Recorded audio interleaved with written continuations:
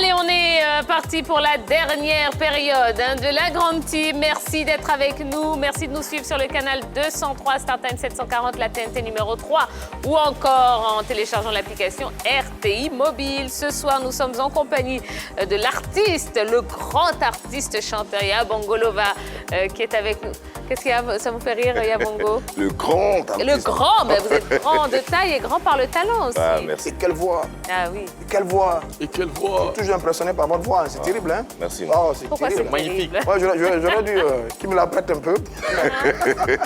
Terrible sa voix. Wow, wow, wow. C'est magnifique. Exceptionnel. Allez, on a beaucoup de choses à vous proposer. On va notamment parler du retour sur les pistes de Marie-Josée Tallou. Et oui, on va en parler dans un instant. Mais avant d'entrer dans le vif du sujet, eh bien, rappelons-nous d'abord des grands titres de l'actualité sportive. On commence avec le tennis et l'US Open. Novak Djokovic qui confirme sa participation.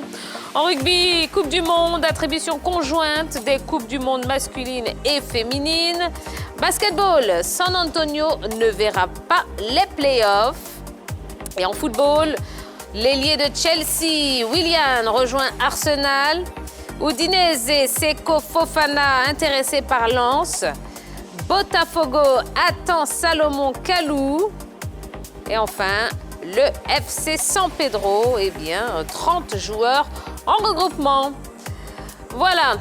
Allez, on continue, on va parler un petit peu d'athlétisme maintenant. Et c'est vrai que les amateurs d'athlétisme avaient rendez-vous à Monaco ce vendredi 14 août avec le meeting Hercules qui a eu lieu au stade Louis II et comptant pour la Ligue de Diamant 2020. Une étape qui a vu l'entrée en lice de la sprinteuse ivoirienne Marie-Josée Tallou. Alors, qu'est-ce qu'on peut dire sur cette compétition et sur cette performance de Marie-Josée Tallou? Déjà, c'est une très bonne chose pour l'Ivoirienne qui reprend du service après la crise sanitaire, s'est beaucoup entraînée.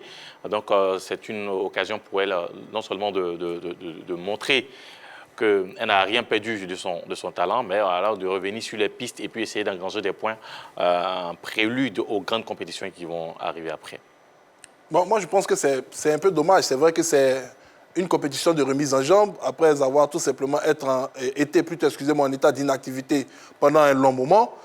À cette période, on devait être plongé dans les Jeux Olympiques, compétition pour laquelle elle s'était préparée longuement. Et là, elle va devoir courir dans ce meeting de diamant. On espère simplement qu'elle va retrouver la motivation nécessaire parce qu'elle a un seul objectif aujourd'hui, c'est de pouvoir monter sur la plus haute marche du podium aux prochains Jeux Olympiques. Elle en a été empêchée à certaines reprises par Fraser-Price.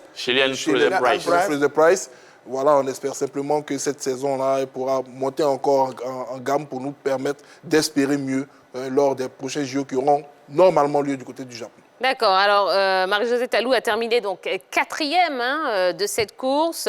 La course a été remportée par la Suissesse Adjila Del Ponte en 11 secondes 16 centièmes.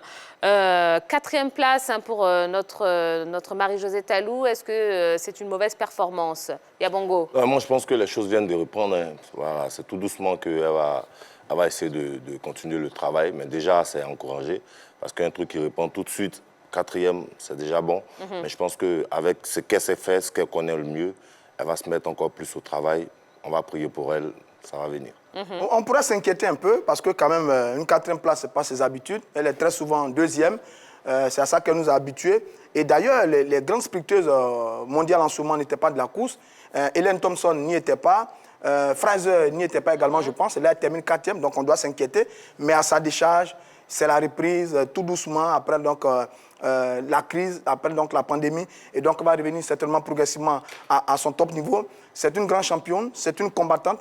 Elle aime bien la compétition. C'est d'ailleurs elle qui disait qu'elle a envie d'être la première africaine, une championne du monde. Ce n'est pas encore le cas. Elle a terminé vice-championne du monde il n'y a pas longtemps. En 2018, du côté de Lausanne, en Suisse, elle avait battu son propre record de 10,90. Derrière, d'ailleurs, Hélène Thompson. C'était une formidable performance. Et là, elle est 4e maintenant. Bon, on va faire avec. 11,39, le temps qu'elle a mis, ce n'est pas sa performance habituelle. Mais je pense que pour la reprise, ce n'est pas bon. Je dis, ce n'est pas mauvais. Ce n'est pas mauvais de reprendre la compétition avec la Diamond League de Monaco. Je pense que progressivement, elle va retrouver son top niveau pour pouvoir rivaliser avec les plus grands champions au plan mondial. Alors, est-ce qu'après une longue pause comme celle à laquelle on a on a eu droit, hein, dû à la pandémie du coronavirus. Est-ce que c'est facile pour un athlète de revenir à son meilleur niveau? Pour un athlète de très haut niveau, ce n'est pas aussi facile que ça il faut le dire. Je pense que, comme on a pu se rendre compte sur cette compétition, sur cette course, il y a beaucoup de grands noms qui ne se sont pas alignés parce que, vous savez, la Diamond League, c'est une succession de plusieurs épreuves. Et généralement, pour pouvoir atteindre le but final, c'est-à-dire terminer meilleur, il y a une sélection qui est faite par les athlètes en fonction des quotas qui sont donnés au niveau de chaque épreuve. Donc là, Talou a décidé tout simplement de s'aligner sur un plateau moins prestigieux pour essayer de tout simplement se réathlétiser, si on peut employer ce terme. Oui, effectivement, parce que généralement, c'est un terme qui est employé pour les athlètes qui étaient blessés. Mais là, elle était quand même pendant un très long moment sans activité, sans compétition. Et je pense que c'est pour petit à petit monter en puissance lorsqu'elle sera donc confrontée aux rênes de cette épreuve, pouvoir tout simplement lutter à armes égales avec elle. Mais est-ce que l'annulation des JO n'a pas un peu peut-être démotivé Marie-Josée Talou, quelque part? Démotivé, non, je ne crois pas. Je vais essayer de faire un peu une petite comparaison avec la Jamaïcaine Shelly Ann Fraser-Pryce qui est en train de faire... Qui a réalisé la meilleure performance oui, 2 meilleures performances cette saison déjà, une première et une deuxième récemment. Après la crise sanitaire, mais on n'oublie pas qu'elle revient d'une maternité aussi. Donc voilà la véritable adversaire de Marie-Josée Talou. Et en plus de Shelly Ann Fraser-Pryce, il y a Dina Asher-Smith, la petite Britannique qui est en train de monter en puissance, sans oublier une autre Jamaïcaine, Ashley Thompson. Mais ce sont des athlètes aujourd'hui de très très haut niveau. Et si aujourd'hui, c'est vrai, il est très important de commencer avec une ligue avec pas trop de grands noms, mais la 4e place, pour moi, je dirais que c'est un peu inquiétant pour Marie-Josée Talou, puisqu'il n'y avait pas de grands noms. Il n'y avait pas de grands noms. Déjà, celle qui, à mon avis, qui partait favori dans cette course, c'était l'Allemande Gina Lückenkelper, mais malheureusement, elle aussi, elle a fini 3e. Et on voit là que beaucoup d'athlètes sont en difficulté. Oui. Ça sera maintenant à Marie-Josée Talou de vraiment continuer ces différents entraînements et peut-être essayer de monter en puissance. Peut-être, on ne sait pas, à sa décharge, peut-être il y a un petit souci physique, comme je le dis, on ne sait pas, mais la 4e place pour moi, c'est pas un bon résultat. Alors on va essayer de se projeter vers les prochains JO. À votre avis, quand on voit ce qui se passe et cette reprise qui n'est pas évidente pour Marie-Josée Talou, est-ce que vous pensez qu'elle sera au top de sa forme pour les JO, sachant qu'elle commence aussi à prendre de l'âge? Attention. Elle a 30 ans. 1m59, 50 kg, la petite de Koumassi, comme on l'appelle, qui d'ailleurs est la reine du sprint africain en ce moment. Elle va progressivement, parce que là, c'est la reprise. Il faut bien la comprendre quand même, parce que les conditions de travail des athlètes du côté de l'Amérique et de la Jamaïque, où on a mis un point d'honneur sur l'athlétisme, parce que l'athlétisme jamaïcain, c'est l'un des meilleurs au monde, sinon le meilleur au monde, en ce qui concerne le sprint bien sûr. Quand on pense à Usain Bolt et Otto Fraser, donc on peut la comprendre. C'est progressivement qu'elle va monter en puissance, et on espère qu'elle va monter en puissance. Ça veut dire quoi? Ça veut dire que maintenant, là, elle a jaugé un peu sa valeur sur la reprise. Le temps n'est pas très bon, parce qu'elle court généralement en dessous de 11 secondes. Là, elle fait plus de 11 secondes. Alors, le temps n'est pas bon. Ça lui permet donc de voir un peu à quel niveau elle est, là où elle doit travailler, là où elle doit insister pour revenir rapidement à son meilleur niveau. J'ai pu voir une vidéo sur elle, sur les réseaux sociaux, en train de faire des courses sur les collines, voilà, pour retrouver sa force. Bon, c'est une bosseuse, c'est une travailleuse, elle aime la compétition, elle est capable d'aller chercher les meilleurs. Elle a terminé vice-championne du monde à une certaine époque. Elle est logée dans la catégorie des meilleures coureuses au monde. Et ça, on va peut-être capitaliser ça comme un avantage pour elle, en espérant que la reprise progressive va lui permettre de retrouver son top niveau et rivaliser avec tous les grands champions. C'est ça la difficulté. C'est-à-dire, pendant qu'elle est en train de se réathlétiser, comme le disait Jean-Philippe, les autres sont en train d'exploser les chronos. Absolument. Voilà, c'est ça la grosse difficulté. Les autres sont en train d'exploser les chronos, comme je le disais, la Jamaïcaine et les autres Américaines qui je suis sont d'accord. engagées dans les différentes courses. Aujourd'hui, elles ont eu tout simplement les espaces nécessaires. Elles sont restées avec leur coach pendant longtemps. Elles ont travaillé. Chacun a son rythme de travail. Vous savez, c'est comme même du côté du football. Avec son coach quand on commence, j'explique un peu. Parce que quand on commence la préparation physique, on fait une préparation physique en fonction de ses objectifs. Donc, si peut-être les autres athlètes ont fait une préparation physique pour être très explosive dès le début des grandes compétitions, peut-être cela n'est pas le cas de Talou, qui a dû faire une préparation physique pour petit à petit monter progressivement, absorber les charges.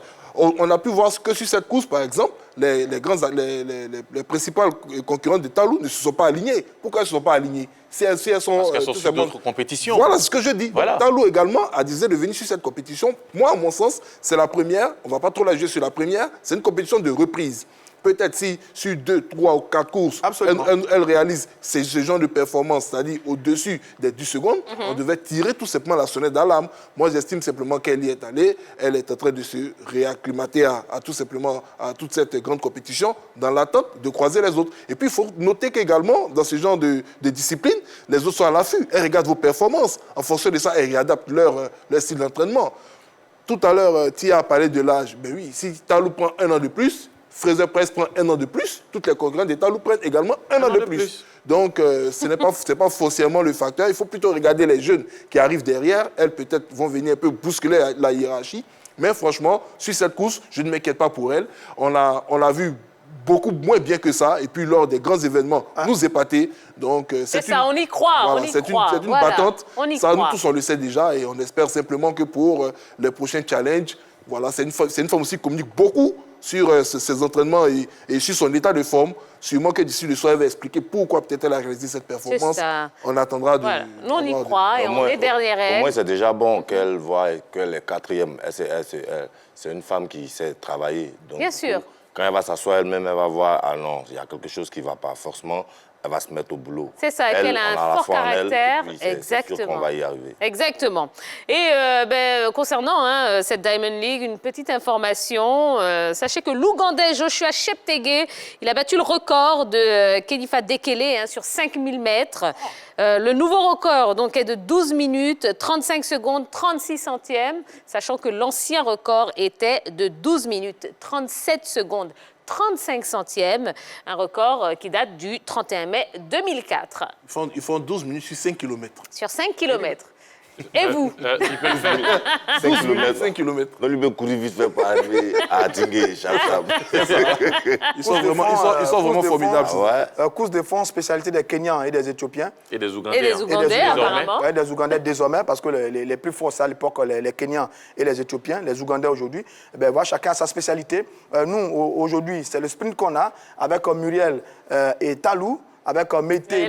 Oui. Voilà, le Mété et le jeune. Mété, il est parti à la retraite. Oui, mais Mété, il n'y a pas longtemps quand même. Il était sur les dernières compétitions. Et le dernier, le petit garçon là. Sissegeu. Voilà, Sissegeu. Et donc, nous, on a cette spécialité-là par rapport à la vitesse sur 100 et 200 mètres. Ailleurs, c'est les courses de fond, 5000 et 10 000 mètres. Mais justement, Roger Stéphane, pourquoi ces athlètes de cette partie, donc d'Afrique australe, sont bons sur ce genre de... C'est lié à l'altitude. C'est lié à l'altitude. Plus vous êtes en altitude, je crois, plus le taux d'oxygène baisse, donc votre corps s'adapte à cette manière tout simplement de pouvoir gérer vos efforts. Nous sommes dans une zone où on est formé morphologiquement pour pratiquer les sports explosifs. Voilà. Donc ça veut dire, si je comprends bien votre raisonnement, ça veut dire qu'à moins de déménager là-bas, on ne va jamais les détrôner. Si un Ivoirien peut-être doit réaliser de telles performances, il va devoir peut-être s'entraîner pendant de très nombreuses années quelque part vers les montagnes. Mais ils le font d'ailleurs. D'ailleurs, la plupart des champions européens vont s'entraîner au Kenya pour s'acclimater, pour se mettre dans des conditions, parce qu'ils ont bien remarqué que le climat était favorable donc, aux athlètes kenyans qui sont très très puissants sur les courses de fond, les 50 km, sur les marathons, le 10 000 mètres, 5 000 mètres, 3 000 mètres, sur les différentes compétitions, Coupe du Monde, Jeux Olympiques, ce sont eux qui rasent tout. Et d'ailleurs, sur le sprint, on a la Jamaïque avec Usain Bolt et Fraser qui rivalisent bien avec les Américains, qui eux ont eu de grands champions sur les courses de vitesse, 100, 200, on se rappelle des Lewis, des Johnson et autres. Et donc, chacun a son style, chacun a son potentiel, chacun a son domaine de prédilection. Nous, c'est la vitesse et on espère que Talou va arriver. Il faut noter que les grands athlètes américains, champions des sprints, sont d'origine en majorité jamaïcaine. Oui, pour certains. Voilà, d'accord, très bien.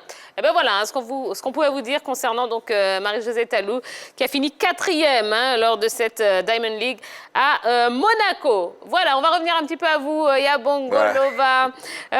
Si vous deviez comparer votre talent artistique à celui d'un joueur, ce serait lequel? Ah ouais, ça c'est une question. Ah. Zidane. Zidane? Ouais. Pourquoi? Parce que le monsieur, il connaît son truc en fait. En tant que joueur, il a remporté des trophées. En tant qu'entraîneur encore, il fait son bonhomme des chemins. Moi, en tant que chanteur, je suis à Bongo. Peut-être qu'un jour, je serai un grand producteur aussi, on ne sait jamais.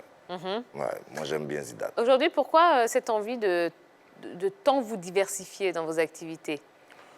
Parce qu'on est dans un moment où la musique, ici, ça nourrit pas son homme convenablement. Donc, pour essayer de compléter le peu que nous gagnons, il faut essayer d'investir aussi ce que nous gagnons.